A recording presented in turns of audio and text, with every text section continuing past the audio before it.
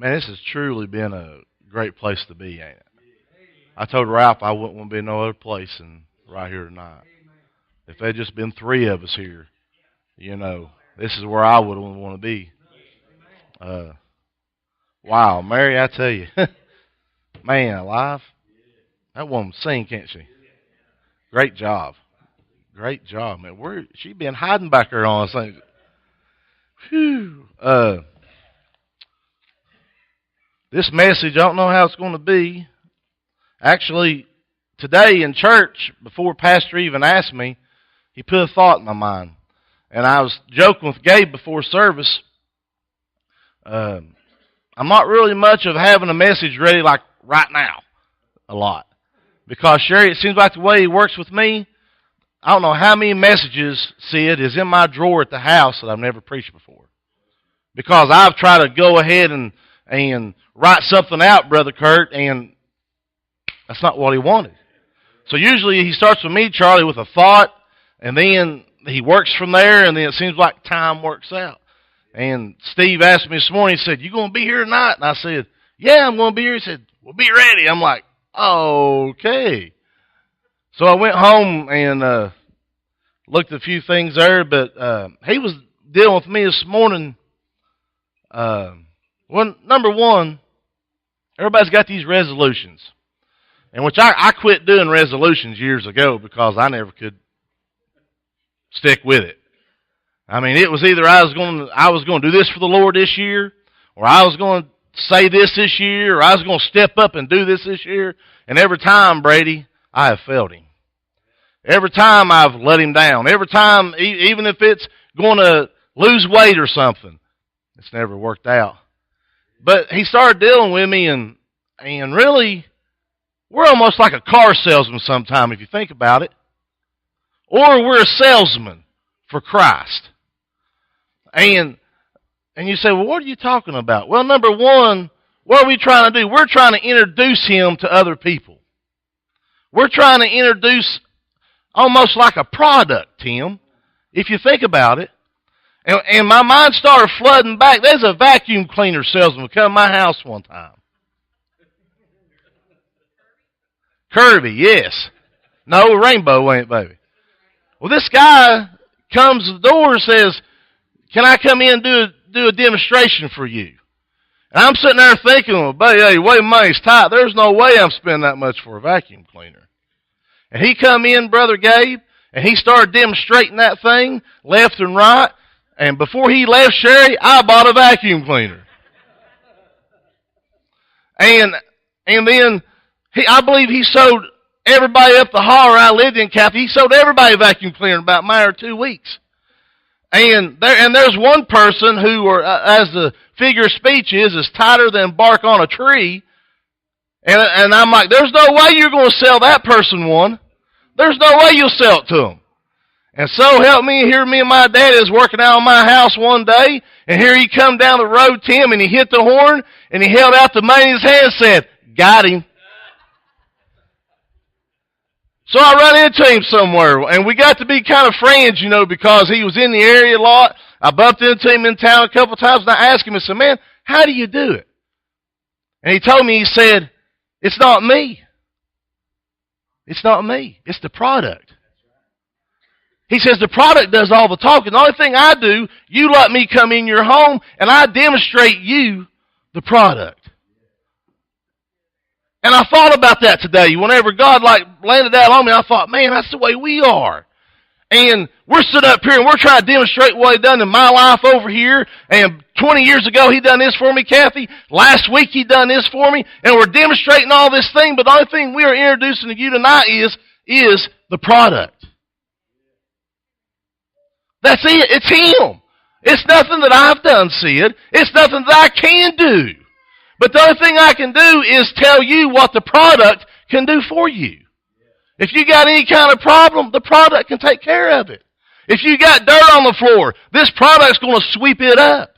And this is what's funny, Kathy. The guy that he sold it to, the guy that is a hard shell tight with his money, has hardwood floors. Now get that, Sid. Hardwood, and I walked up there at the house one day and I looked, and that's the first thing I noticed, like, there's nothing but tile and hardwood floors. He bought a vacuum cleaner. But that was one of the phases with it. It done on hardwood floors too, but it's the product. And then he threw this on me today. And when I was kind of getting this ready a little bit, and everybody wants to try to change something. All right, if you want to change something this year, what do you want? Think about it just for a minute. What do you want? If we could be fit like that, like he talked about that, and I could look like Arnold Schwarzenegger or something, do I really want that? Is that really what I want? Think about it. If this bottle right here of water, if I can say, Sid, come up, whatever it is you want, drink it, and you can have it. It'll come unto you. Well, think about, what would it be? How many times have we sit around a dinner table and thought, boys, if I had $1 million, this is what I would do. But what would you do? Do you really want that? Is that really what you want? Now think about it. Is that what you want? Is $1 million? And we think of that, well, if I could have this, I would be satisfied, Lord. If you would give me a brand new something, I'd be satisfied. Is that really what you want? That product, is that what you want? Is that really what you want to obtain? Now think about it. Is there one thing in your mind you can think of right now is what you really want? Do you know that when we ask for it, if we was to deliver that, we have no concept in our mind that what is coming with that? There might be a reason why you cannot have that. You might not be able to handle what you are asking for. Have you ever thought about that? There's consequences on what's coming. He knows all about you. But still we sit back all the time and say, boys, if I could have that one thing, Lord, I would be satisfied with it. Give me that one thing, Lord, and I'll grow for you. And I love when Gabe poured his heart out and he was talking about how he's pushing God aside. And brother, we've all done it. I've done it. I've done it 2 weeks ago. We all do it. We all do it. I shove him aside so many times. But Lord, if you give me that one more thing. But he's standing up there, Gabe. He says, is that really what you want, son? How many times have we took our children to the store and they got their little money, their little stash money, and it might be $30, $40, or $50, and they go and they pick that up, and we know that it's junk, ain't it? We know it's no good, Sid, because it's got 1,000 pieces to put it together, and we don't want to deal with it. Is that what you really want, son? Look at this on the shelf that is already together. And that's how God is with us. We're saying, Lord, this is what I really want right here. Give it to me. He's like, no, son. Look over here. Look right here what is in front of you. I don't want to get carried away.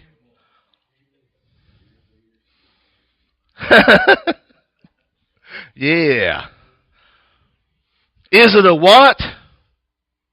Or possibility of who? And my mind went back. I'm going to share a story about myself. When I was in high school,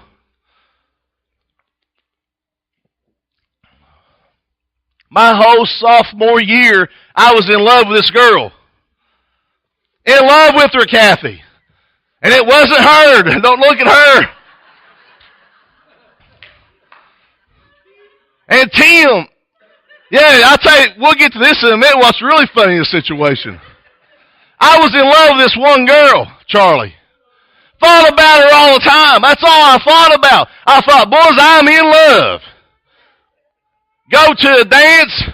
Want to dance with her? She wouldn't have nothing to do with me. I can remember laying in bed, Lord, if they just get us together, Lord.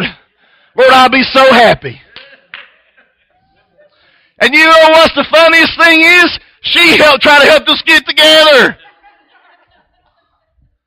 The one that was helping me to get with this one girl, little did I know this was what I was going to get. My point is this. What I really want, God knew that wasn't what it was meant to be. Knew this wasn't what was going to be the best for me.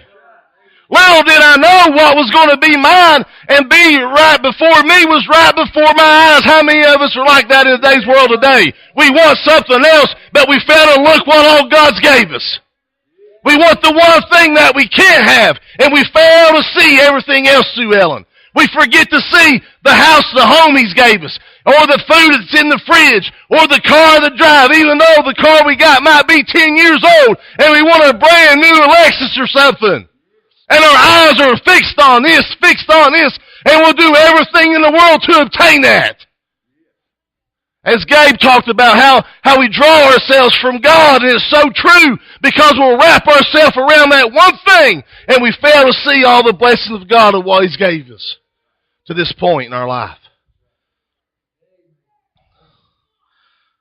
Maybe it's a state of mind. Lord, I've been there many a times. Depression. Have you ever went through depression? I've been there. I've looked depression right in the face. Begged the Lord to get me out of it. Jason, didn't happen overnight. It took a year or half to get over it. It didn't just a snap of a finger and it went away. I prayed and prayed and prayed, but you know what? Oh, once I came through it, once He brought me through it, how much stronger of a Christian that I was. Sometimes we have to endure through a few small things to grow in Him. I'm telling you, when you pray a prayer that I want to get closer to You, Lord, you better make sure what you're praying right now, because you don't know what you have to go through to get closer to Him. Because let me tell you something, it's a lot of tearing down. It's a lot of rebuilding. It's a lot of peeling back to get you closer to Him. You might have to give up a few things. You might have to give up a few wants, Charlie. We might have to sell them razors or sell the camper to get closer to Him. He might tear you down completely and strip you down from everything if you get closer to Him. We have to be careful what we pray for sometimes. We have to realize that His presence is always around us, and His closeness is always there amongst us. Oh, if I could have that one thing, Lord, I'd be satisfied. But would you really? Would you really? I've watched them old lotto shows on there, how they got this, and this one person, she says something that was so true. She says, if you ain't happy with $5,000, you're not going to be happy with $1 million. And I thought, boy, that is so true. If you're not satisfied, if you ain't satisfied and confident in what God has developed in you right now, and you think, well, if I can do this and get Him to do this for me, and if I could grow into it, let me tell you something, it ain't going to be no better over here. If you can't handle what's right here, you definitely can't go be able to handle what's 2 steps in front of you without Him tearing you down a little bit, rebuilding you, regrouping you. There's an endurance through it. We want our way all the time with God. Right now, Lord. Give it to me right now. I can't wait to save up for it to pay cash. I want to put it on the credit card right now. That's what it is right now. It's a right now what we live in. They make it so accessible to us. Technology does. Now you can buy from your couch. So right now we can run up the credit card to $15,000 from the recliner at the couch. Option, option, option, option, option. Right now, Lord, I don't want it your way. I want it my way. But like Gabe talked about, whenever we get in trouble or something, we get a little bit of difficulty. Who do we go to? We go back to the one that we kept shoving away all the time. Right now, Lord. I need you right now, Lord. Right now? You need me right now? Right now. Have you ever been to a state in your life to where, it's like you got to have Him right now? I have. I've laid on the floor and cried as a man one time. I need Him right now. How many times have we've had to call the pastor at 2 in the morning? Right now, I got to talk to you. It can't wait till 6 in the morning when you're up. I got to talk to you right now.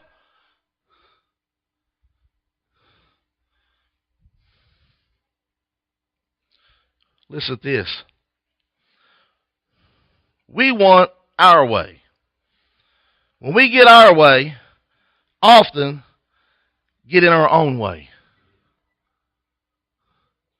When we get our way, when He gives it to us, we step in the way, and we're so blinded that we don't see the blessing half the time. Because we think we deserve it. Lord, you're going to give us to me because I serve you. No, let me tell you what, that eternal security from the lake of fire is good enough for me. That's the security that I'm searching all the time, Charlie. But we want stuff so much, right now we get in the way. We want to do what we want to do. He tells us to go somewhere and talk to somebody, but no, I'm not going to go right now. Just like Jonah. If Jonah would have went and done exactly what the Lord told him, it would have been a lot smoother.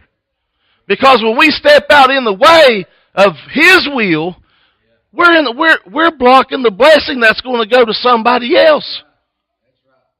Because we are in the way. We think, well, here it's mine and I'm going to get it right now. Whenever He tells you precisely, stand to the side. What did Gideon say?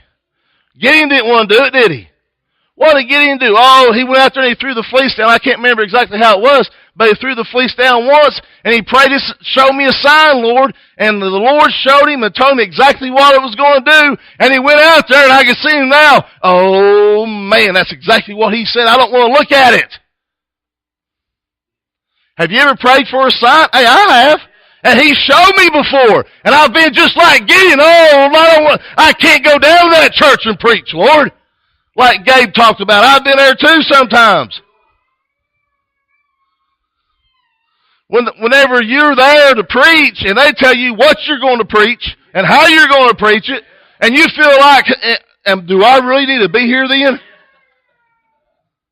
But you go ahead and do how you want to do it, though. That's how we serve right here. That's how we do sometimes because we want it our way, our time, right now. I'm going to get to something right here in a minute. I'm going to show you what I'm talking about. Regrets.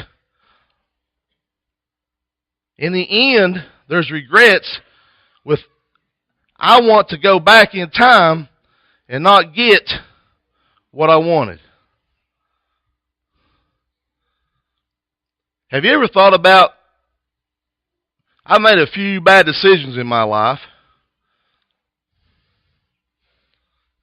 Not you, baby. You was the right one.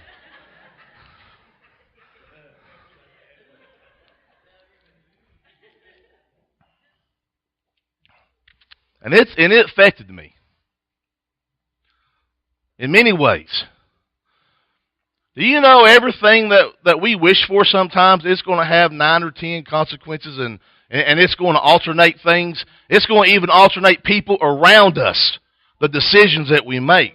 That's why it's so important when we're going to pray about a situation, Rena, that we need to think of everybody that's involved in this, because not only is it going to affect me, it's going to affect my family, it'll even affect my church family. Decisions that I make, decisions I've made in the past has affected other churches before and even the churches I go into. I'm not talking about bad stuff all the time, but it affects everything. Everything. The decision, I don't regret coming to New Life, but when I left Silver Creek, it made a lot of people a little bit frustrated at me. Now, they won't tell me, I know there was some heart there. And you know that because when you walk up to somebody, you can feel the awkwardness and everything. But what it is, and it's not that, it's because they didn't understand, Sid, why I had to leave. They didn't know what God was dealing with me and what was going on in my life. There's a lot of things I didn't share with people. But what I'm showing you is how when decisions are made, though, it affects people that loves you from somewhere else. Even with my mom and dad, decisions that I've made in my life, it's affected my mom and dad and how they feel towards me. That's why it is so important, any major decision we ever make, that we should what? Take it to Him. Because He is the way, the truth, and the life. He knows everything about us. That's why every major move that I've ever made, Sherry, that I've always prayed it out. And I've always thought it out. And even though all the praying and all the thinking, they are still things that's going to affect people in certain ways towards us. It's easy to say, this is what I want and I'm going to take it right now. But we don't realize the consequences of what I'm doing to somebody else who all's around us. Let's go. I'll do this here and I'll get out of the way. Let's go to Acts. When I pulled that paper out, I lost it. Yeah. Uh-oh. It's where Peter, where he says, silver or gold, I have none, Christina.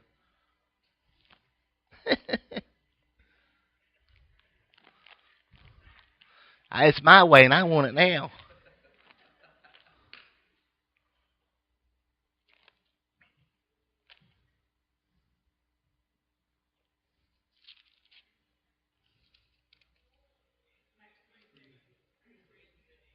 Three and 6. Thank you so much. She's went there. It says, now Peter and John went up together to the temple, and at the hour of prayer, being the 9th hour, which is 3:00 in the afternoon, and a certain man lame from his mother's womb was carried, whom they laid daily at the gate of the temple, which is called Beautiful. This gate now was a costly Corinthian brass. It was said to be about 62 feet wide and 31 feet high, to ask alms of them who entered into the temple. In other words, he was a beggar, who, seeing Peter and John about to go into the temple, asked an alms. And Peter fastened his eyes upon him with John. Indicates they were moved upon by the Holy Spirit to do this thing. Said, look on us. Peter wanted him to hear what he was about to say. And he gave heed unto them, expecting to receive something of them. Which now what he was wanting was money, right? Now think about when I was talking about decisions and how that's what we want. This guy laid there. Probably years he laid there, begging for money. Knowing, Rena, that he wasn't going to get no better. He lived his whole life like this. How many times have we went through something and we said, Lord, it ain't going to get no better. Lord, it can't get better. Lord, I've dealt with it long enough. And he sat there and what he was begging for is what he kept getting all the time. And he thought that was going to get him through it, Sid. But little did he know what was about to happen to him. And Peter said, silver and gold have I none, but such as I have, I give I thee. The name of Jesus Christ of Nazareth, rise up and walk. And he took him by the right hand and lifted him up. And immediately his feet and ankle bones received strength. Do you think when this man was sitting there on that day that he thought by the end of the day he'd be able to stand up on his own 2 feet? How many times have we went into a situation, it could be a doctor's office, it could be a tax office, it could be something that we thought was going to be gloom and doom, but when we walk out we thought, boys, that was a lot better than what I thought it was going to be. How many times when we've been there, he sat there for years, even from his mother's womb, he didn't know what it was like to walk. He didn't know what it was like to have it good. But there's a man that come by and says, I can't give you stuff of the world, son, but what I can give you can go a lot farther than just what would be in somebody's pocket. that one thing that you wanted, that one thing that you're holding your hand down, that one thing that you think that's really what I want right there, but I'm about to give you something that's going to take you a lot farther than what you're wanting.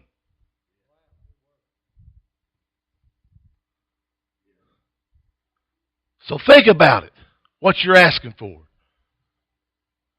Because you might not get it, there might be something else coming that's going to be better than what you're asking for. Now, right here's how we're going to have to be. When you finally get what you're asking for. If you're asking for a spiritual gift and He finally gives it to you, let me tell you something. You better be exercising that spiritual gift and you better be praising Him before He gave it to you. Don't hide it under a bushel. Don't hide your light under something. If He's lit your candle, you better open up the wick and let her burn. Because that's what you're designed to do.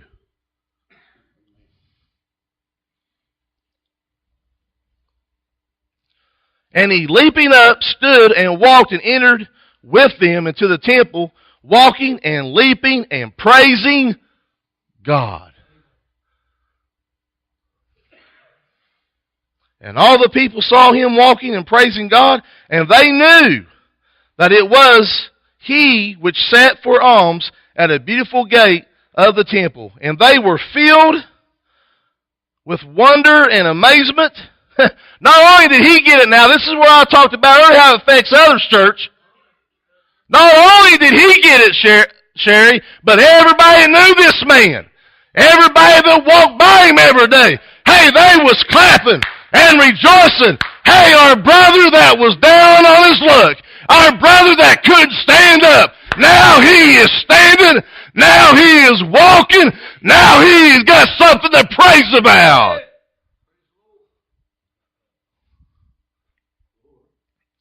And that's the way we need to be.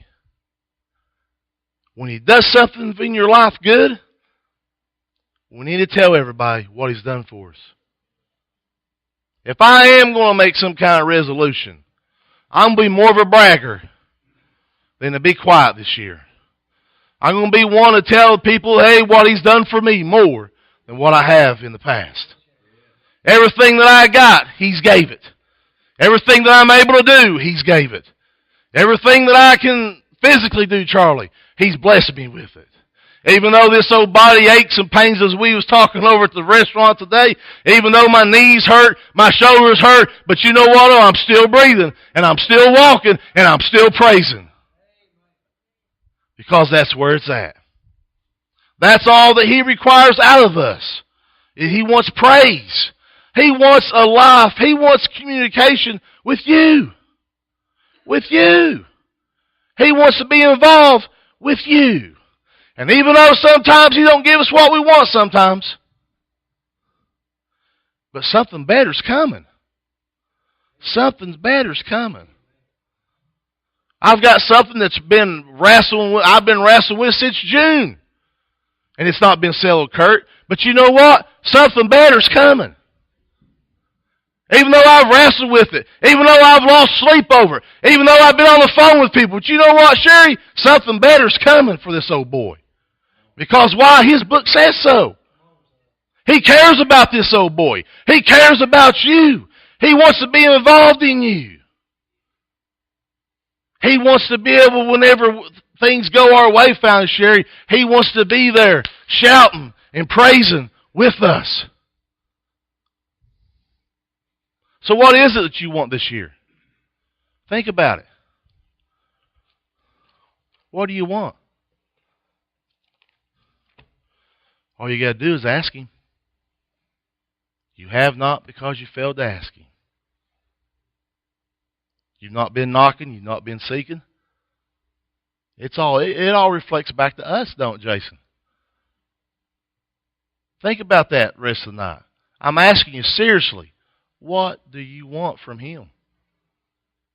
What is it? What is it?